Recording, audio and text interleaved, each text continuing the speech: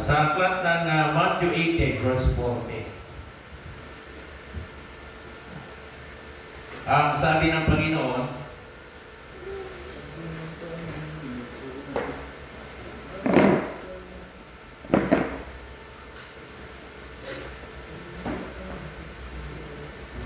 basa.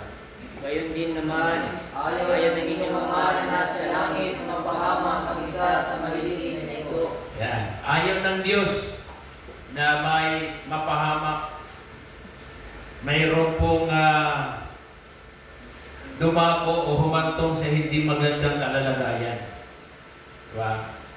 At ayaw ni Jesus, ayaw ng ating Amang nasa langit, kaya nga po ay binigyan tayo ng Diyos ng mga pwedeng pagpilian, no, na dapat nating sundan kung kinakailangan natin. Kasi ang kapahamakan, inisa-isa po natin ito kung bakit mapapahamak ang tao. Ano yung muna natin tinalakay sa Deuteronomy? Bakit daw mapapahamak ang tao? Napapahamak ang tao dahil sa sarili niya ang sinusunod.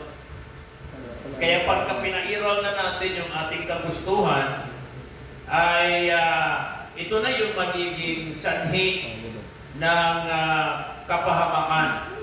O, sabi po ni Moises, no? Sabi natin, aklat ng Deuteronomy 29:19. Take na lang, Mark. Leo. O, dikitan nyo doon, sabihan nyo. Kagayan. Kaya, baka kung marinig niya ang mga tuntunin ng kasunduan, ito ay sabihin niya sa kanyang sarili. Hindi siya mapapahamak kahit sundin ang sariling kagustuhan. Ito ang magdadala ng kapahamakan sa lahat, mabuti man o masama. Yan. Nilatag na po ng Diyos yan na ibig sabihin kung ang tao daw ay mapapahamak ay una, sinunod niya ang kanyang gusto.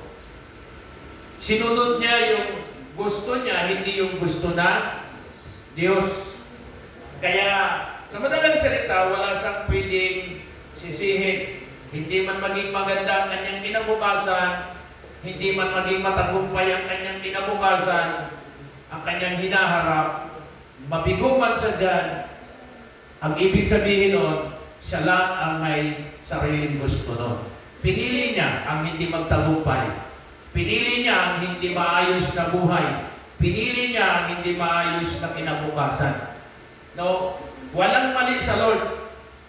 Hindi nagkulang ang Diyos, mga kapatid. Dahil nilatag na ng Panginoon yan kung papaano tayo magtatagumpay. Amen po ba? Yes. At kasi isa sa mga susi para ang tao ay hindi mabigo o hindi mapahamak, ang kailangan natin, maranasan talaga natin yung pagsama ng Panginoon. Sa aklat ng Bilang, chapter 23, verse 21, ay sabi naman dito ni Moises, isa pa rin naman ang sumulat dito. Bilang 23:21. Duwa na muna, duwa na. Speaker. Sa Israel ay wala akong makitang kasawian. No, ito po ay tungkol sa isang propeta na si Balaam. No? OGT. Sa kanila. Kasi pinapasumpa ito ni Balaam ni Haring Balaam. Sabi niya, sumpain mong Israel kasi takot na takot si Balaam sa mga Israelita dahil nga sa nababalitaan niya na lahat ng madaanan ng mga Israelita talagang nagagabi. Walang makapal na pader. Kasi nabalitaan niya yung Jericho. Yang kapal ng pader, mga kapatid, higit 1 no? Ang dakbol ng pader. Halos 2 sobra pa. Ay nadurog pa rin. Nabasag pa rin ng mga Israelita. Kasi ang pader noon, hindi naman ganito mga pader natin na tagputso. No? Doon po, ang pader, ang kakapal. Kalsada yan sa ibabaw ng mga sundalo. Oh, yung parang Great Wall of China. Ganon pa kakapal yan. Pero nadurog yun eh. Nadurog sa kapangyarihan ng Panginoon. Sa pamagitan ng worship. Hindi nila giniba ha. Hindi nila, wala silang ginamit na bagay. Ang ginawa lang nila, umikot lang sila everyday, isang beses, tahimik lang, at sa loob ng 7 araw, umikot sila. Pang 7 araw, umikot sila ng 7 beses. Panghuling ikot, nung sila po'y sumigaw, natunaw ang pader ng Jericho sa kapangyarihan ng Diyos. Kaya itong si Balaam, grabe, takot na takot sila. No? Kaya nakita niya itong si isang propeta, binayaran niya. Sabi niya, babayaran kita, sumpain mo lang ang mga Israelitang iyan. Pero, ang sabi rito, hindi mo kasi pwedeng sumpain pag sinasamahan ng Diyos. Yes. Walang kapahabakan para sa mga sinasamahan ng Diyos. Sa Israel ay wala akong makitang kasawian sa kanila. Ay wala rin kapahamakan. Ang Diyos nilang si Yahweh, ang kanilang kasama, ipinapahayag nilang siya ang hari nila. Kaya nakita ng mga naranasan ng mga Israelita, bakit sila nagtatagumpay, bakit walang kapahamakan na pwedeng mangyari sa kanila hanggat sila'y sinasamahan ng Panginoon. Ngayon, yun, sa una nating binasa, paano nangyari na pwede silang mapahamak? Sabi niya, pagkasinunod na nila yung gusto nila. Pero hanggat yung Diyos na kasama nila ay sinusunod nila at hindi yung sarili nila, walang kapahamakan na pwedeng mangyari sa kanila. Amen po ba? At doon po sa 31 verse 3 ng Job, nating binasa kanina, na sa mga ang kapahamakan, dumarating yun sa mga masasamang tao. Pag ang tao maging masama, ayaw makinig sa Lord, talagang babagsak at babagsak yan. Hindi magandang result na yan. Yan, 31 verse 3. Lipat kayo natin dyan sa ibalapit-lapit ng speaker.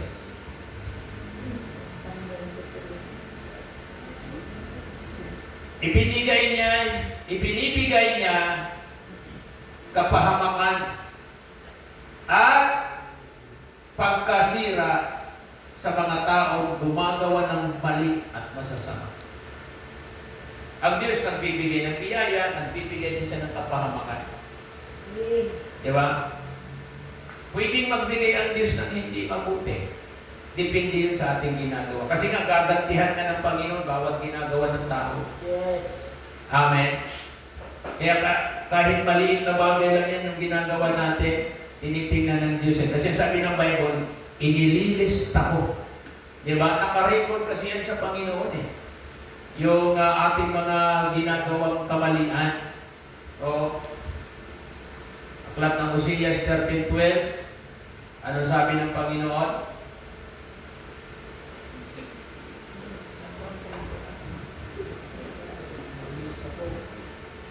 Inililista ko, kaya Lord, may listahan yan. Diba? Para sakto yung kanyang paniningil. Kaya pag maningil ang Diyos, ayon sa listahan niya. Kapag nagkalista ang Diyos, di yan sa makakalimutin eh. Diba? Kung ang mga Bombay ka, may listahan yan pag naniningil eh. Amen. Pati address eh. Inililista ko ang ginagawang kaliguan ni Efraim. Tinatandaan ko.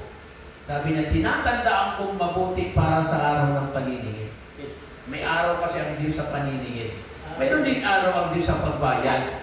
Pag mabuti ang ating ginagawa, mayroon siyang panahon o may araw siyang itinakda. Babayaran niya lahat ng ating mga ginagawang kabutihan. Amin po ba? Isang araw, magulat ka na lang, kahit nakalimutan mo na yung ginawa mong mabuti, di ba? Hindi mo na inalala. Dahil may ginawa ka, magulat ka na lang, may ganti na ang Panginoon.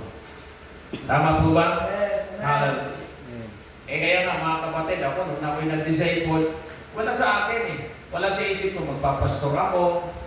Diba? Hindi dumating sa isip ko na isang araw, ganito ang gagawin ng Diyos sa buhay ko. Gagamitin ako sa iba't ibang lugar. Makakapangaral ako ng kanyang salita. Wala sa isip ko yan eh. Ang akin lang, kung ako'y naging Kristyano, masaya na ako na gumagawa sa loob ng simbahan. At kung ano yung pinapagawa sa akin, ginagawa ko, ginagampanan ko yung tungkulin ko, hanggang sa naging leader ako sa simbahan, naging Bible study leader ako, naging youth leader ako, at hanggang naging assistant pastor ako mga kapatid. So hanggang sa dahan-dahan ang promotion ng Panginoon in 9 years ng aking pagiging disciple. Pero wala akong inurungan ng mga gawain mga kapatid. Wala akong inangalan sa pagbibigay. Sa pag-inig ka po, mga kapatid, hindi ko tinignan kung anong mayroon ako. Basta mayroon akong tinanggap, binibigay ko. Amen? Hello? Hindi ko kinaligtaan ang pagdalo. At isang araw, nagulat na lang ako, ito na yung ginawa ng Panginoon. At napakarami akong mga kasama na nagulantang sila. Nagulat sila. Di ba? Mayroon na kaming isang young people na backup singer namin dati. Ngayon, nung nasa Maynila kami, ay nakita ko yung kanyang account. Friend ko siya. Namusta ko. At nag-chat siya, nasa Pangasinan o Pangasinan. Nagulat siya dahil nakita niya doon sa mga post na pastor na pala ako. At wala sa isip nila yung mga kapatid kasi sipi mo tutoy na tutoy sa panahon nila. Di ba? Mga utusan lang. Hindi mo makita na mayroon talaga pwedeng marating. Kaya gulat nila, pastor ka na pala. Sabi niya, pastor ka na pala. Sabi ko sa biyaya ng Panginoon. Amin po ba? Hallelujah. Wala tayong inurungan na mga tawag nito, gawain sa Panginoon. Hanggang ngayon, diba kayo pinanano ko nga sa inyo na kahit sa mga national conference, sa loob ng 25 years na ako'y naging pastor dito sa ating fellowship, ay isa lang ang alam kong hindi ako nakadalo noong time ng pandemic. Kaya ng time ng pandemic na yun, nahihirap din yung gawain na ang pagbibiyahe. Nililista ko. Kaya pag ang tao may ginagawang kamalian, mayroong kasalanan, mga kapatid, may oras ang Diyos ng pagniningil. At delikado yan. Pag hindi nagbago ang tao, delikado yan. Amin po ba? Kaya, mapapansin nyo, may sigaw din ng Diyos sa Tracy. Anong sabi ng Tracy? Binigyan ang Israel ay binigyan ko ng pagkakataon magbago buhay. Yan. Gusto ng Diyos magbagong buhay kasi ang masama na mga kapatid, ang kasamaan niya hahantong na sa kapahamakan. Ngayon, binigyan ng Diyos ng araw, ng buwan, ng taon. Hindi dahil sa natutuwa ang Diyos ang ginagawa natin, kaya tumatagal, wala namang parusa. Di ba? Kasi inisip niya, wala namang parusa. Binibigyan talaga ng Diyos ng pagkakataon magbago tayo. Amen? No. Ngunit ito'y kanyang tinanggihan para siyang sanggol na ayaw lumabas sa sinapupunan. Siya'y anak na suwail at mangmang. Kaya, yan ang dahilan mga kapatid kung bakit inalam na lang ng Panginoon na ang sinasabi ng Bible, hindi kayo magagapi ninuman. Pero nung ito po ay sinuway ng mga tao ng Israel, nabihag sila. Ilang bisis sila nabihag mga kapatid. Maraming bansa patuloy na umaatake sa kanila. Nabihag sila ng Egypt, nabihag sila ng Babylonia, at ang Babylonia pinakamatagal na kanila pong pagkabihag kasi umabot halos ng 25 years na pagkaalipin. Matindi, matagal na pagdurusa, matagal na paghihirap ang kanilang pinagdaanan dahil sa kanilang katigasan. Amen? Dahil totoo ang sinasabi ng Bible, no? Balikan natin yung Job.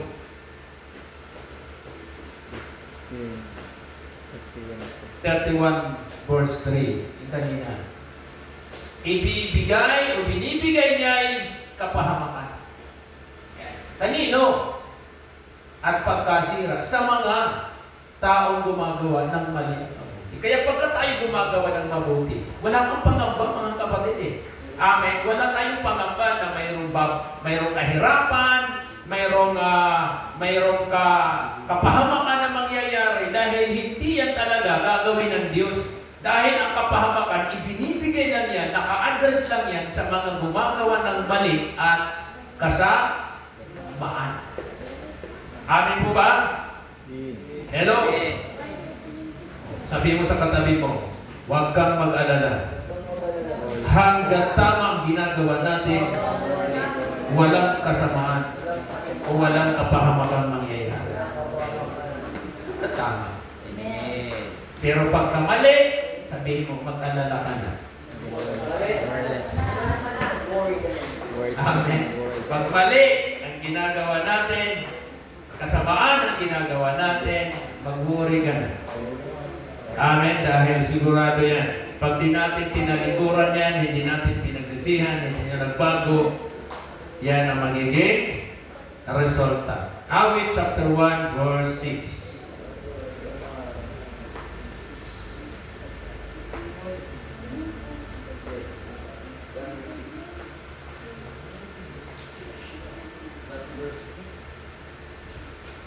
Basa. Sa tao, Matuwid si Yahweh ang mapatnubay. Ngunit sa tao masama, kapahamakan ang tunay. Sa taong masama, kapahamakan ang kanyang dulo, kahantungan. Pero sa mga matuwid, anong gagawin? Diyos ang gabay, ang patnubay. Awit 92 verse 7, kanina binasa natin. Ang masama kahit daw dumami at umunlad pa ang buhay niya, hindi makakaiwas sa kapahamakan niya, sa kasawian. 92:7.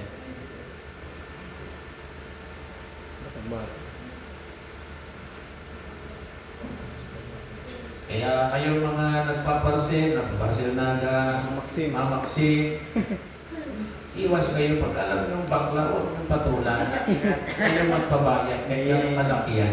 Amen. Pagsisisihan niyo yan, alang araw. Oh.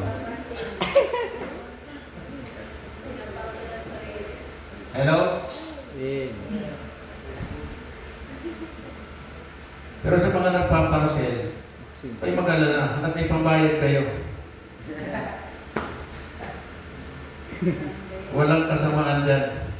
Ang masama dyan, kung hindi kayo nagbabayad, pagsan kayo ng parcel. Naumutang.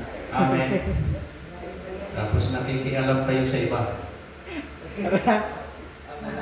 92:7. Basa. Nilang ang tunay itiyak at lubos sa kapahamakan. Isipin yung word na tiyak. Hindi po yan baka. Sure. Sure yan. Tingin. Di ba? Hindi baka sakali, baka siguro mapapahamak. Hindi. Sure talaga yan. Sa mga masama, Kahit dumami sila. Diba? Umalat pa yan sila sa mundo. Umunlad pa yung buhay nila. Sumagana pa yan. Diba? Yumaman pa yan. Basta't masama. Sabi diyan, tiyak. Ang hantungan nila ay lubos. Lubos. Ibig sabihin talagang walang tira yan. Kapag hamakan. Ayan. Ano natin yan? Tandaan po natin yung ating tawag dito? Yung verse na yan, pinapamemorize ko. Yung maganda yan na pinamemorize ko. 17:13. Yan. 17:13 po ikaan. Ang kawikaan ito, maganda rin ito. 92:7.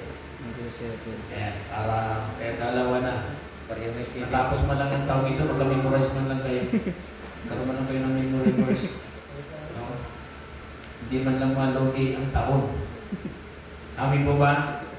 Sino ang mga nakapag-memorize ngayong taon ito? Ilan ang verses nila na memorize? Taas ang kamay. Yung itong 2026. Sino ang nag-memorize? Nangalimtan la. Memorize nangalimtan. Dua. Dua. Duha kay ano? Sige, Mike. Ikaw, ilan? Sigurado ka ngayon, bakit nakaraang taon pa yan ha? Ala. Dire. Yung ngayong taon, 2000, bago. Isipin mo, magkano na. Ay, Nangalimtan. tuduhan na nga lang ng kalimtan pa. Nangalimtan gihap. Kalimtan mo. Sino lang hindi nakakalimtan mo? Aray ko. Ikaw. Ilan? Hindi ko maano. Wala din. Wala. May pero ilan lang Oo. ako. Ikaw. Same. Card lang. O ikaw. Hallelujah. Arias. Alis Mayo.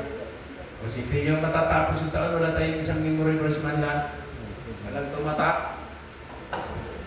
Amen? Meron. Wala din. Yan 14-15. Ikaw, Ariel. Wala rin. If you love me. O diba? Ikaw. Sala. Bago, ngayong taon ito. Ano yun? Ano yun? Dati.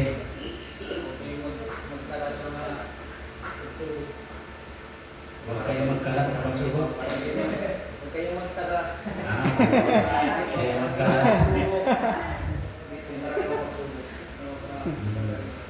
13 o 12?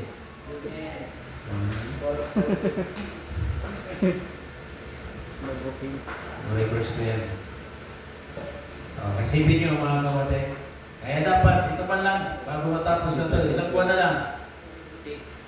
Ano na ngayon? 5-6. July, August, September, October, November. 5 months na lang. December na. Pasko na.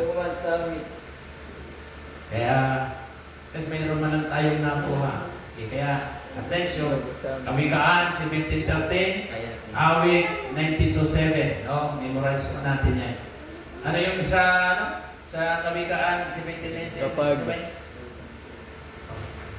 Sino lang yung ano ko? Tatawagin. Anong sabi? Hindi mo yun kanina, hindi yung sabi mo eh, memorize ko pag-uwi nyo eh. Ikaw. Hindi, sabi ng Tagalog na Bisaya, sabi ng Bisayang Tagalog, hindi kayo nanginginig eh. Kaya kayo nanginginig siya eh. Kapag Ikaw. Anong mapala?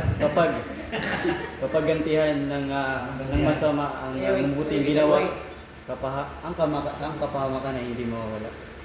Kapag Kapag masama ang iginanti sa mabuting ginawa, gawa, kapahamakan sa buhay, ay hindi mawawala. mawawala. Kaya wala ka ng pangambag, gumawa ka ng mabuti, kahit gawan ka ng masama, dahil hindi ka lugi eh. Di ba? Yung mga gumagawa sa iyo ng hindi mabuti, sila ang magdurusa dyan sa kailang ginagawa. Di ba? May kapahamakan yan. na pwede nilang puntahan. Ano yung ating bago? Awit Awit 92 92, to 7. 7. Anong nakalagay? Ang masama. Ang masama kahit Dumami sila ulagnan, Tundan ay tiyak. tiyak. Ayan. Kaya ibig sabihin na binigay na ng Diyos dyan, ang mga pattern na yan, para maiwasan natin ito. Dahil kung maiiwasan natin itong mga bagay na ito, walang kapahamakan na pwedeng dumating sa ating buhay. Sa ngayon, hanggang sa hinaharap. At awit, Kawikaan 10 verse 10. Isa ito sa mga nagpapahamak sa tao, yung yung malaking bibig, yung malikot ang mata. Ang malilikot na mata Ay lagi sa Uluhan. at ang At ang bibig ng maluwag Kahantong. kahantong sa kapamakan. ay dapat mga kapatid, guti-guti ayan, na-adjust natin yung ating mga bibig. Maritis. Di ba? Huwag masyadong mayaw-yaw, masyadong, di ba? Huwag masyadong marites. Una. Di ba? Kontrolin yung bibig, mga kapatid, kasi sabi ng Bible, buhay at kamatayan nasa dulo ng Dila. dila, nakasa lalay. Kaya pag maluwang ang bibig, hindi ka makapigil, kwento ka ng kwento, di ba? Salita ka ng salita, hindi mo iniisip yung sinasabi mo, hahantong pala yan sa kaguluhan, di ba? Hindi mo na-control eh. Chismis ka ng chismis, kwento ka ng kwento, hindi mo alam, kakalat yan, makakarating sa iba, hindi naman maganda yung sinasabi mo, ikaw din ang babalikan niya. Amen? Kusya ng kapahamakan. Kaya, sabihin mo sa katabi mo, guti-guti at yung bakbak. Huwag maluwag masyado.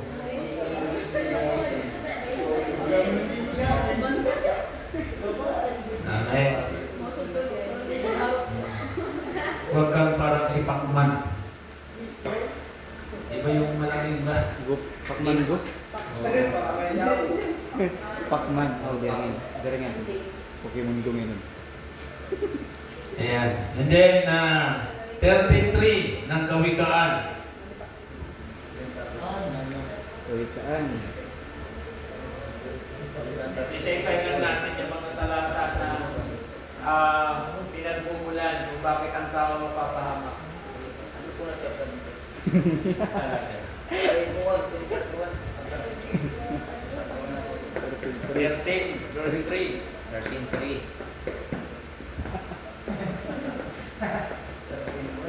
Terpintari. Alam naman may 33, mayroon lang walang buwan. Ibasa. Ang mahirap magsalita ay nagahingan ng kanyang buhay. Ngunit ang karamdaman Ayan. Sabi mo sa katabi mo, huwag kang madaldal. Smoso. Kasi pag madaldal ka, ang dulot niyan ay ano? Mapahamakan. Nadalo-dalo. Kaya kontrol-kontrol mga kapatid. Kaya nga po, isa yan sa mga pinapabago ng Diyos yung ating salita eh. Amen. Dahil alam nyo, pag ang ating salita hindi yan mabago, kahit mag-pray ka, hindi ka pakikinggan ni Lord. Amen po ba? Dapat makontrol natin ang ating mga lapit. Kaya nga po, yan ang sinasabi sa aklat ng Sophonias chapter 3 verse 9, na sa mga panahong iyon, babaguhin ko ang pananalita ng mga tao. Bibig lang. No? Bibig ng tao. Panaya. Si Panaya chapter 3 verse 9. Hey, take cake man speak. Isipan niya boy, isipan mas.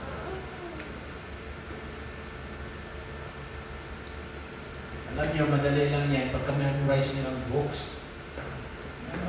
So pag di niyo memorize ang book, mahirapan talaga kayo magano. Dapat ang muna yung memorize niya, libro. Sisipin ko si Pates, nandoon ka sa mat ko naghahanap. Yung testament ka naghahanap. Basa! Oo! Oo, sa panahong iyon, babaguhin ko, ang pananalita ng mga tao.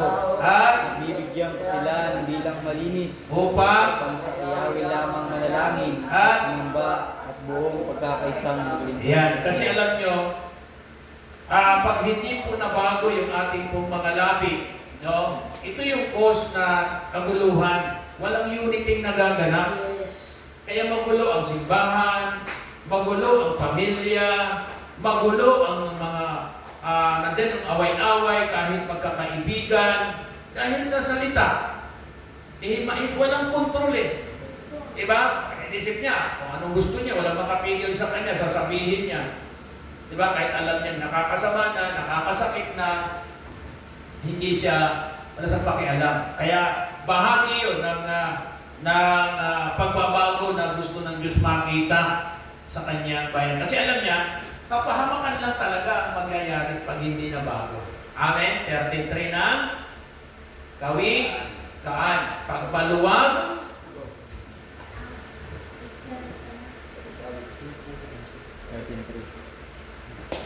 Kanina. Storybook.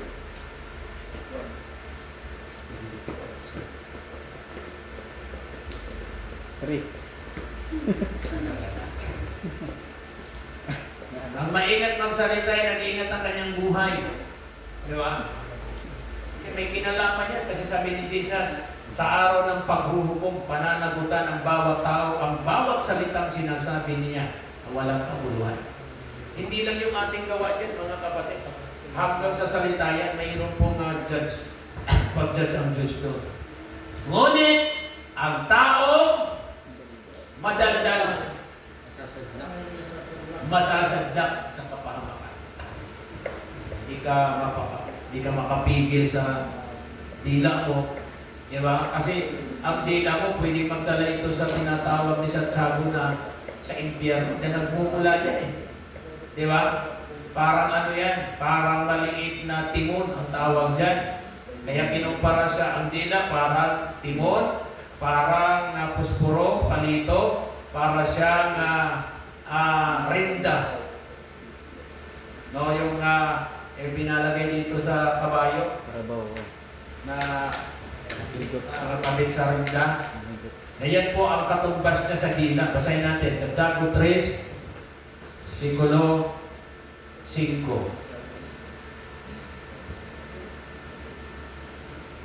O sa 4 na lang. Tingnan ninyo ang barko.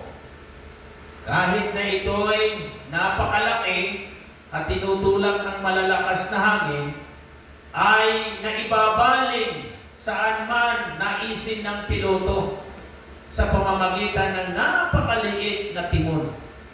Barko, malaki yun. Pero maliit lang yung timon, pero kaya niyang papuntahin kung saan. Yung malaking barko, napapasunod niya yung barko eh. Pero napakaliit lang siya na bahagi sa puwitan. Then, 5. Ganyan din ang dila ng tao. Dila natin, mga kapatid. Maliit na bahagi lamang ng katawan. Ngunit napakalaki ng nagagawang kayabangan. O kaya, tama.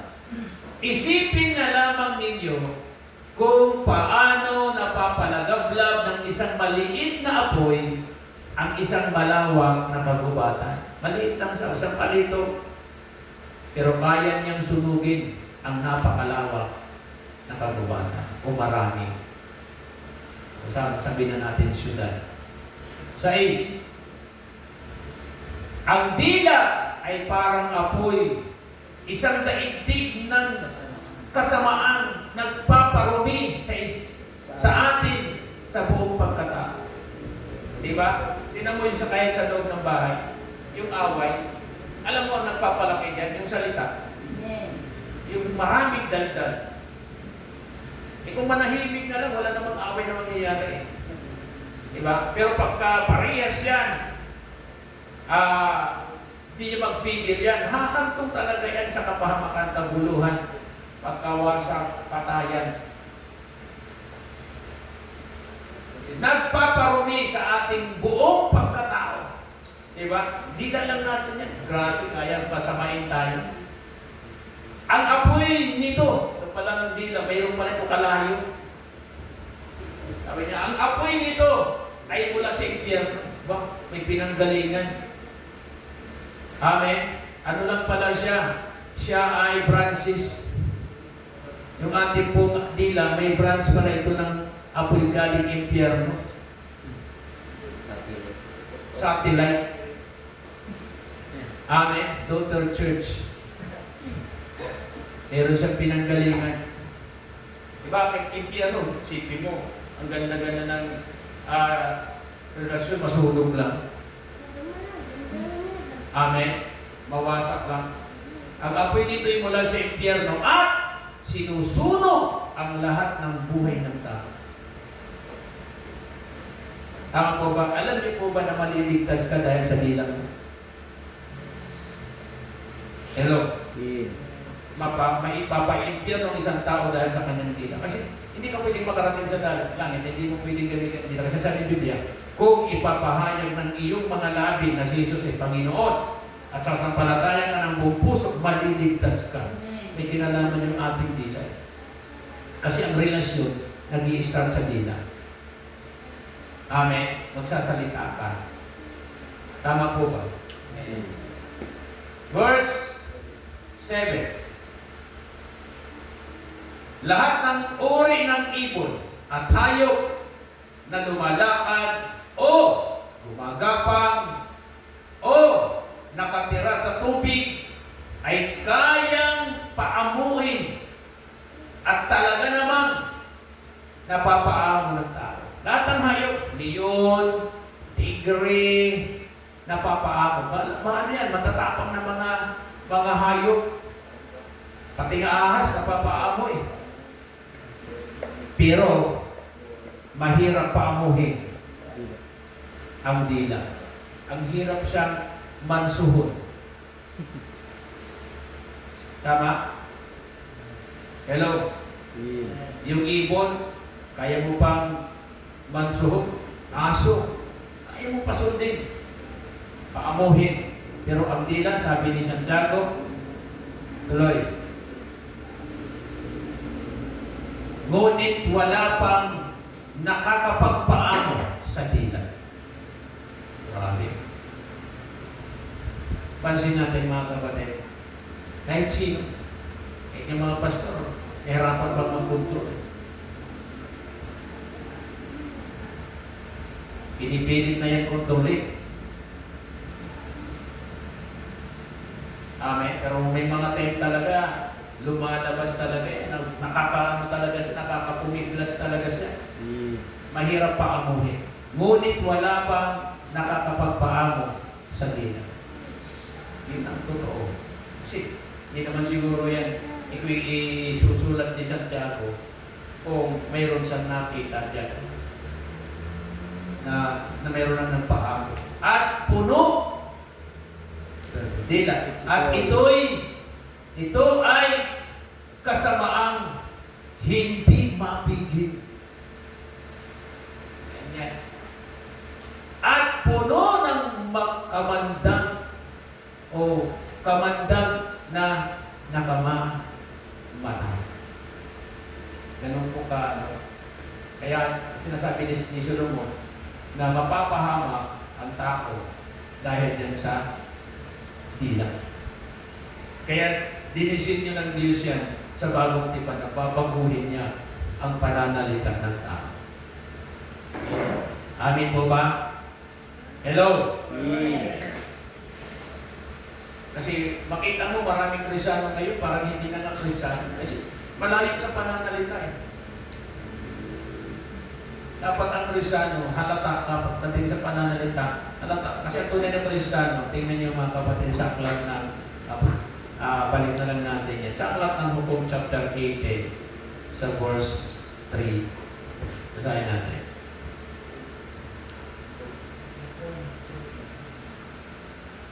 Okay. 18. 3.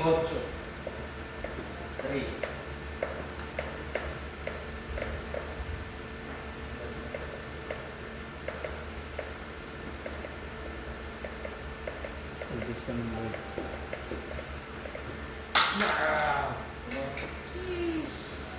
Old Testament.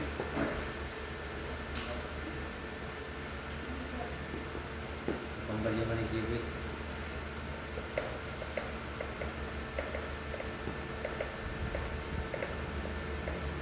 Hukom. 18:3.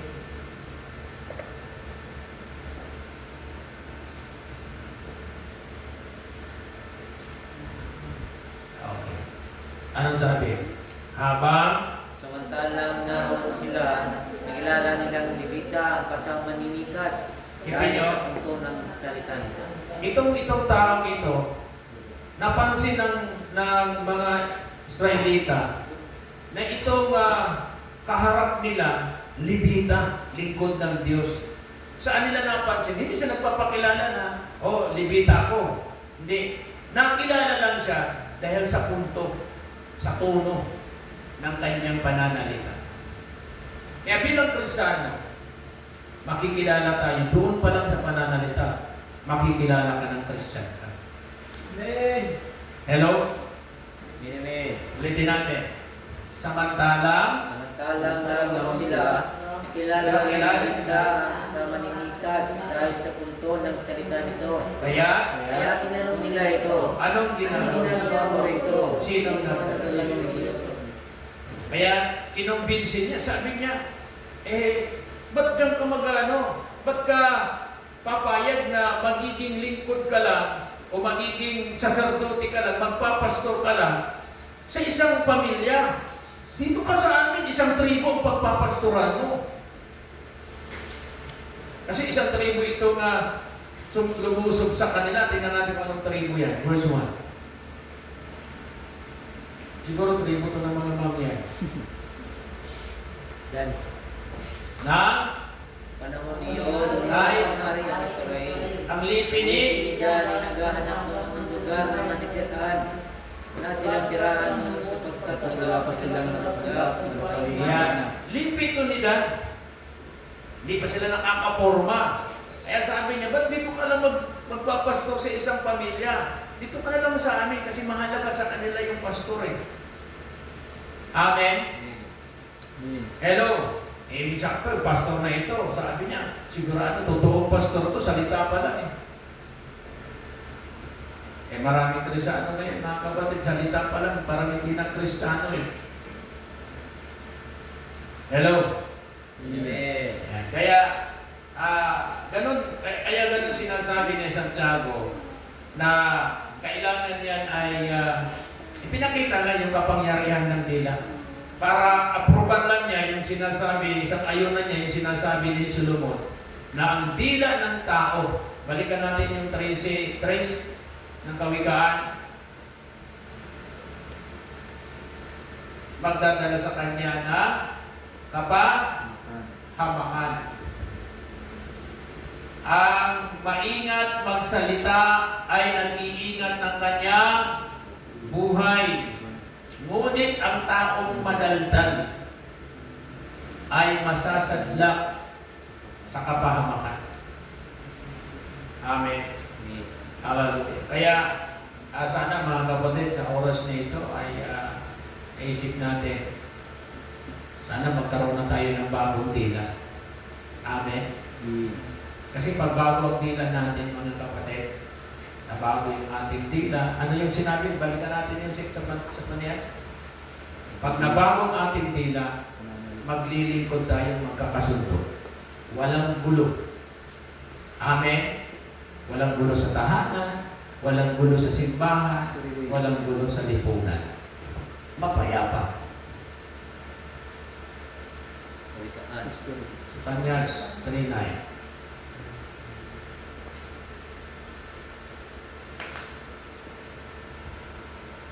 Kaya Brother Mark, ang i-memorize mo yung mga books pagkasunod-sunod.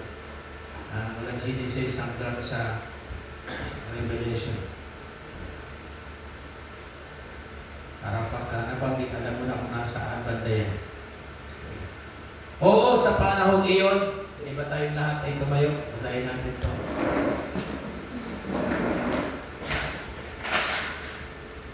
One, two, three. Oo, sa panahon niyon, Bababa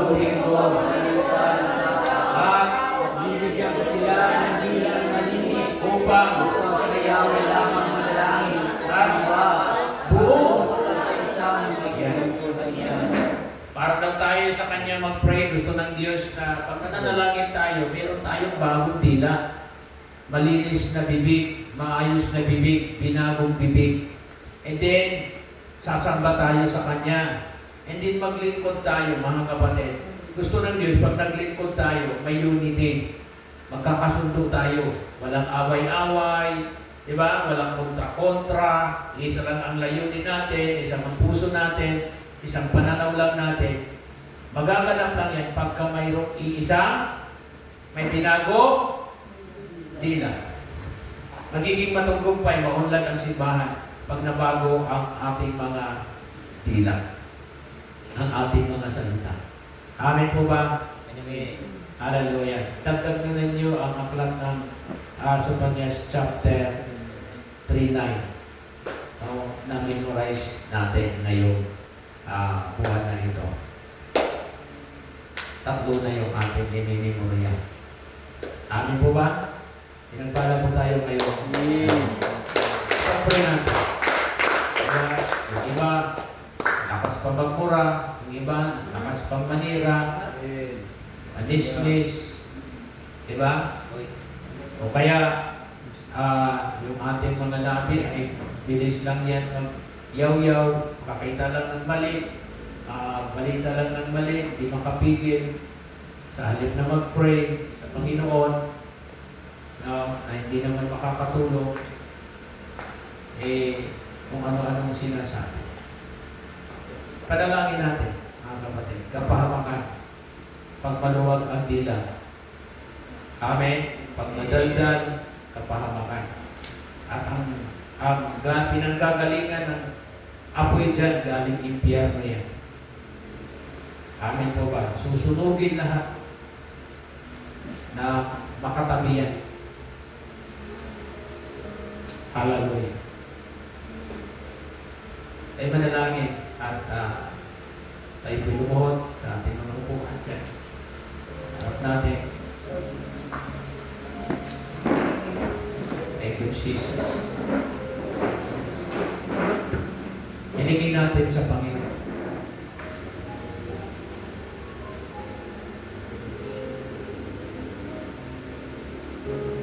Ang kapahamakan ayaw ng Diyos. Pero mangyayari lang yan kung ang tao ay hindi susunod sa prinsipyo ng ating Panginoon. Isa sa dahilan ng kapahamakan ay ang pagiging maluwag ng ating mga bibig. Pagkakaroon natin ng bibig na hindi pa nababago, nasa pinagmumulan ng kaguluhan, pinagmumulan ng alitan, ng away, ng pagkakanya-kanya, at pinanggagalingan ng panghihina ng bawat isa. Dahil sa ating mga labi. Hilingin mo, Lord, patawarin mo ako, baguhin mo ang aking dila. Bigyan mo ako ng bagong dila. Malinis na dila. Bagong bibig, Panginoon. Ayaw mo mapahamak ang aking buhay. Ayaw mo mapahamak ang aking kinabukasan. Ayaw mo mapahamak ang aking pamilya. Ayaw mo mapahamak yung aking kaluluwa. Baguhin mo, Panginoon, ang bawat isa sa atin. Tulungan niyo po kami na makontrol ang ating mga tila. Ang sabi mo sa Santiago, ang kabayo ay napapasunod sa pamagitan ng reyna.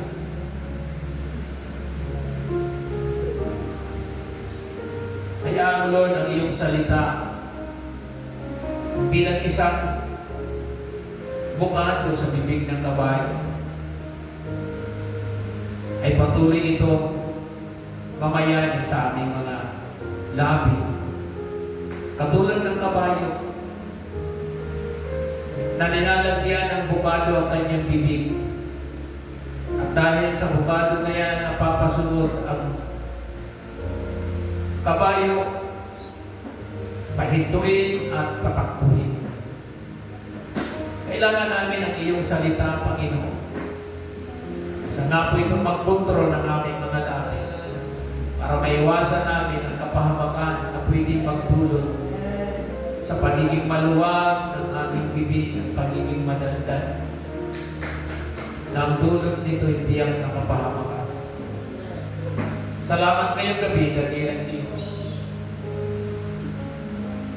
Salamat sa iyong pag-uusap sa bawat isa.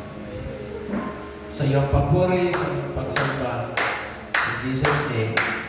Amen. Amen. Dito ko, pagdating niyo sa inyong mga tahanan, bago kayo matulog, yung ating limang verse.